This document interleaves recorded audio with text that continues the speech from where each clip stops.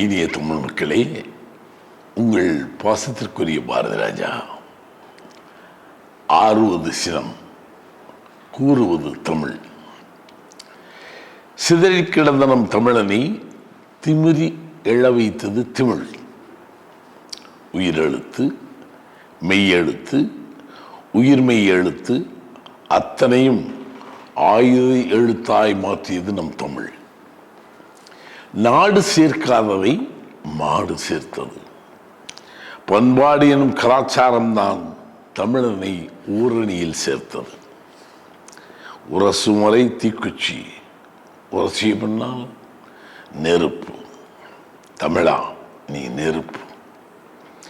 பிரிக்கப்பட்ட மாவட்டங்களை பாரம்பரியத்தால் ஒன்றானது.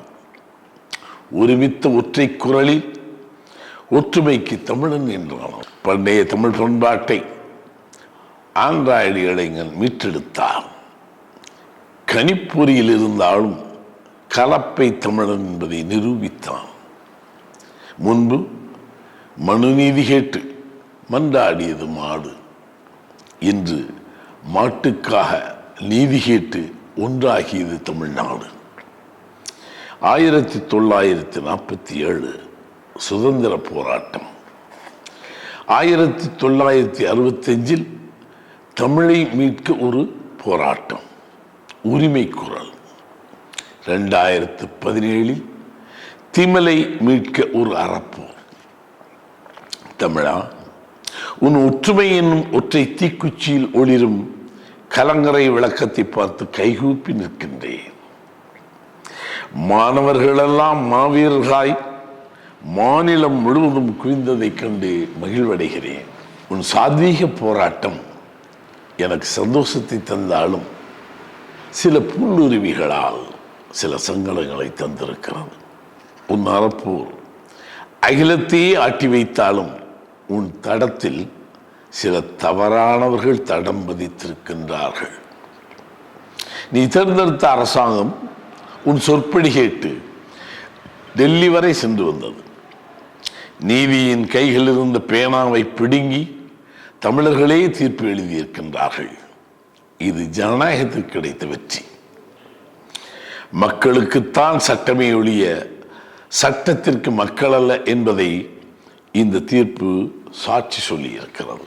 உன் ஆணித்தரமான அஹிம்சை சம்மட்டியடி அரசியல்வாதிகளையே ஆட்டம் காண வைத்திருக்கிறது என்பதை நீயே உணர்கிறாய். உன் பாரம்பரியத்தை பாரதத்தாயே ஆதரித்து விட்டால் உலகம் அங்கீகரித்து விட்டது. அவசர சட்டம் சில நாட்களில் நிராகரிக்கப்படும். இல்லையே உன் உரிமை சங்கை மறுபடியும் நீயே ஊதலாம். மாணவர்களே, தமிழர்களே, அகிம்சை புரட்சியின் மூலம் தமிழகத்தை மீண்டும் அகிம்சை நாடு என்பதை ஆணித்தரமாக சொல்லி இருக்கின்றீர்கள். வன்முறை என்ற வார்த்தை நம் தேச வரைபடத்திலிருந்தே விலக்கி வைக்கப்பட்டுள்ளது. உன் வெற்றியின் வெளிச்சத்தில் சில இருட்டுகள் விலாசம் தேடுகின்றன. உன் விரல் பிடித்துக் கொண்டு சில விபரீதங்களை வினையாய் விதைக்கின்றது. தமிழா, நீ வெற்றி பெற்று விட்டாய். இன்னும் ஏன் போராட்டம்? இந்த ஒற்றுமை கூட்டத்தை சில தீய சக்திகள் தவறாக சிந்திக்கின்றது. உரிமைக்காக உயிரை கொடுக்க தெரிந்த தமிழனுக்கு ஊடுருவலை முறியடிப்பது ஒன்றும் பெரிய விஷயம் அல்ல. விழித்துக்கொள் தமிழா. வீரமுக மாணவனே, உன் எழுச்சி புரட்சிக்கு மீண்டும் என் நன்றி. வாடிவாசல் திறக்கப்பட்டது. திமிரி எழுகின்றன காளைகள். பண்பாடு மீட்கப்பட்டது. புன்னகையோடு புலரும் இனி வரும் காளைகள். இனி நீ எழுதலாம் புதிய வரலாறு. நம் ஒற்றுமை கைகள் ஒன்று சேர்ந்து ஏற்றட்டும்.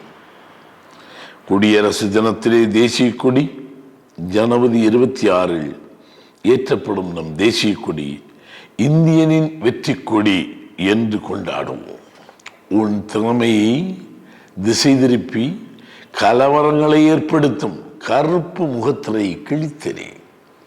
சாத்வீக முறையில் நடந்த பேரணியை சண்டையாய் மாற்றியவன் எவன்?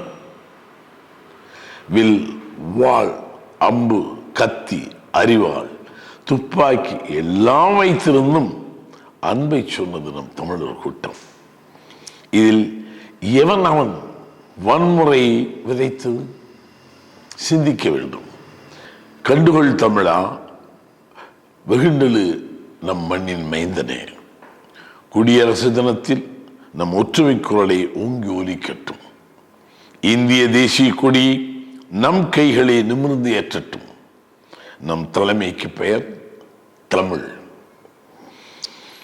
மீண்டது திமிழ்.